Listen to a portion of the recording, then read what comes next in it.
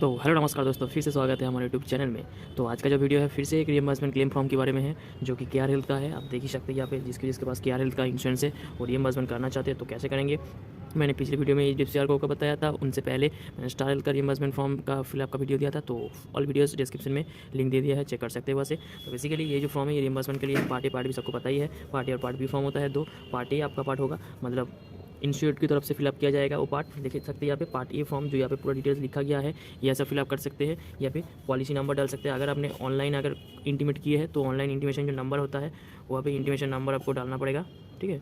Intimation number डालना पड़ेगा। उसके बाद पॉलिसी नंबर, यहाँ पे पॉलिसी नंबर लिख दीजिएगा। जो भी आपका पॉलिसी नंबर होगा लिख दीजिएगा। यहाँ पे सर्टिफिकेट नंबर सेम ही होगा, policy number certificate number KR health का सेम ही होता है।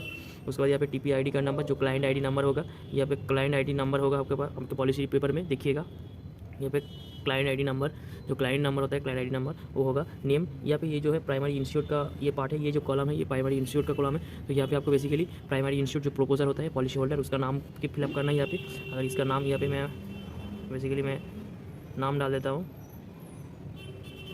यहाँ पे प्राइमरी इंस्टीट्यूट का नाम ऐसा होगा, राम शर्मा मैं लिख दिया हूँ। और उसके बाद यहाँ पे एड्रेस लिखना होगा आपको। बेसिकली यहाँ पे एड्रेस, जो आपका एड्रेस होगा वो आपका एड्रेस लिख दीजिएगा, ठीक है। यहाँ पे जो एड्रेस होगा यहाँ पे एड्रेस लिख दीजिएगा। यहाँ पे एड्रेस, स्टेट आपका लिख दीजिएगा, city, pin code, mobile number, जिस नंबर पे रजिस्टर है आपका क्लेम उसी नंबर यहाँ पे लिख दीजिएगा, या कोई भी नंबर दे सकते हैं आप। ईमेल एड्रेस, कोई भी ईमेल एड्रेस आप दे सकते हैं, ऐसा नहीं है कि आपका रजिस्टर होना चाहिए ईमेल एड्रेस। यहाँ पे सेकंड पार्ट सेक्शन बी, जो डिटेल्स ऑफ इंश्योर्ड हिस्ट्री। अगर आपने किसी ऑनलाइन अदर्स कोई मेडिक्लेम लिया है, कोई क्लेम लिया है, अगर आपके पास कोई और कोई मेडिक्लेम है या कुछ भी है तो यहाँ पे येस कीजिएगा, नहीं तो बेसिकली नो ही करना बेटर रहेगा, ठीक है। अगर येस करेंगे तो पूरा डिटेल्स भरना पड़ेगा आपको, बेसिकली नो ही कर दीजिएगा, ठीक है। यहाँ पे बेसिकली नो ही कर दीजिएगा। तो जो है यहाँ पे बेसिकली नो ही कर दीजिएगा तो ज़्यादा अच्छा रहेगा। तो यहाँ पे सेक्शन डी का जो ऑप्शन है पर्सन हॉस्पिटलाइज, जिसके नाम पे आप क्लेम कर रहे हैं, जो हॉस्पिटल में एडमिट हुआ था उसके नाम पे ये फॉर्म फिलअप होगा। ये बेसिकली टाइटल यहाँ पे मिस्टर और मिसेस जो ऑप्शन है, जो है मिस एंड मिस्टर जो है ऐसा टिक मार्क कीजिएगा। और पेशेंट का नाम या मैं लिख देता हूँ आपका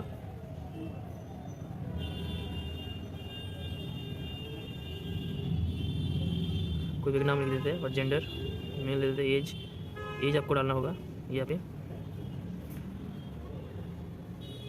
ये डाल दीजिएगा। डेट ऑफ बर्थ डाल दीजिएगा।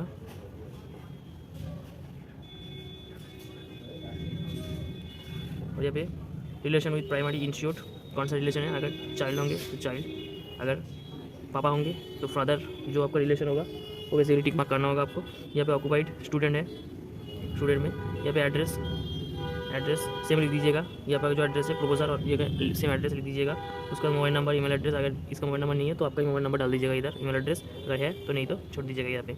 बेसिकली ये पार्ट हो गया है। यहाँ पे जो सेक्शन डी हॉस्पिटलाइजेशन डिटेल्स, यहाँ पे देख सकते हैं। यहाँ पे नेम ऑफ हॉस्पिटल, कौन से हॉस्पिटल में आप एडमिट किए पेशेंट को, उसका नाम इधर लिख दीजिएगा। ऑक्यूपाइड रूम, कौन से रूम में एडमिट किए थे पेशेंट को, वो आपको बेसिकली टिक मार्क करना होगा। Hospitalization due to injury, illness and maternity, जो प्रॉब्लम होगा, अगर इंजरी हुआ था किसी गिर जाने से, टक्कर लगने से, तो इंजरी, इलनेस, अगर कोई इमरजेंसी प्रॉब्लम है तो इलनेस में क्लिक करना होगा, मतलब टिक मार्क करना होगा। उसके बाद यहाँ पे अगर इंजरी कब से है या कोई भी प्रॉब्लम जिसकी वजह से एडमिट हुआ है कब से है, कितने दिन से हो, बेसिकली यहाँ पे फिलअप करना है आपको, ठीक है। डेट ऑफ एडमिशन और डेट ऑफ डिस्चार्ज, टाइम भी दे दीजिएगा। फाइनल बिल में मेंशन किया हुआ है। बेसिकली यहाँ पे जो ऑप्शन है, अगर इंजरी हुआ है तो किस वजह से इंजरी हुआ है तो उसमें आपको फिल करना है। उसके बाद अगर इंजरी होता है तो ये दो पार्ट आपको फिल करना होगा, नहीं तो छोड़ दीजिएगा। सेंस नहीं, सबका प्रॉब्लम इधर ही आता है, सबका प्रॉब्लम इधर ही आता है। तो बेसिकली यहाँ पे आपको ठीक से समझना होगा कि यहाँ पे होता क्या है। तो basically details of treatment expense claimed, pre hospitalization expense, अगर एडमिट होने के पहले आप कोई भी खर्चा किए हैं तो उसका बिल इधर आपको देना होगा, इधर। हॉस्पिटलाइज एक्सपेंस, जब हॉस्पिटल में एडमिट किए हैं, हॉस्पिटल में जो खर्चा होता है, अगर कैशलेस नहीं मिला है तो उसका खर्चा, अगर कैशलेस मिलने के बाद जो एक्सेस अमाउंट रहता है, अगर पेमेंट किए हैं तो उसका खर्चा। बेसिकली यहाँ पे जो खर्चा रहेगा आपका एडमिशन के टाइम में, तो उसी खर्चे का अमाउंट इधर पर डालना है। पोस्ट हॉस्पिटलाइजेशन रिकॉर्ड्स, मतलब एक्सपेंस, मतलब पता ही है, हॉस्पिटल के डिस्चार्ज होने के बाद जो खर्चा होता है तो उसका अमाउंट इधर फिल करना है आपको। बेसिकली हेल्थ चेकअप का, मतलब जो किसी पॉलिसी में होता ही है, सब पॉलिसी में होता है कि हेल्थ चेकअप कॉस्ट पे करता है, तो वो बेसिकली रियम्बर्समेंट में मिलता है आपको। अगर हेल्थ चेकअप करते हैं अगर अलग से, तो उसका अमाउंट इधर डालना होगा बेसिकली, ठीक है। और pre hospitalization period and post hospitalization period, यहाँ पे प्री हॉस्पिटलाइजेशन 1 महीने का मिलता है आपको, मतलब कितना दिन का आप क्लेम कर रहे हो, जो बिल है आपके पास कितना दिन सा, वो 30 डेज़ आपको मैक्सिमम मिलेगा।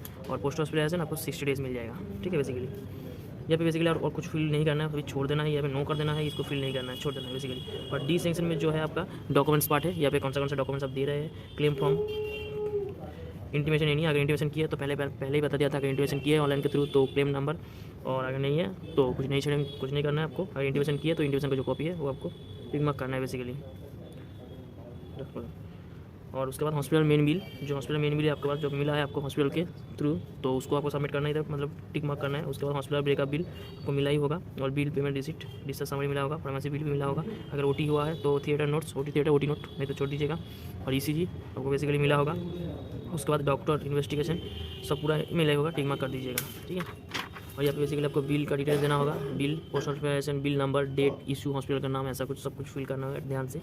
और यहाँ पे आपको प्रोपोजर का बैंक डिटेल्स डालना होगा, ये ध्यान से डाल लीजिएगा, बैंक डिटेल्स जो होता है वो डाल लीजिएगा। और यहाँ पे सिग्नेचर कीजिएगा, प्रोपोजर प्लेस जहाँ से बिलोंग करते हैं उसी प्लेस का नाम इधर दे दीजिएगा, डेट जिस दिन जमा कर रहे हैं उस दिन का डेट, ठीक है।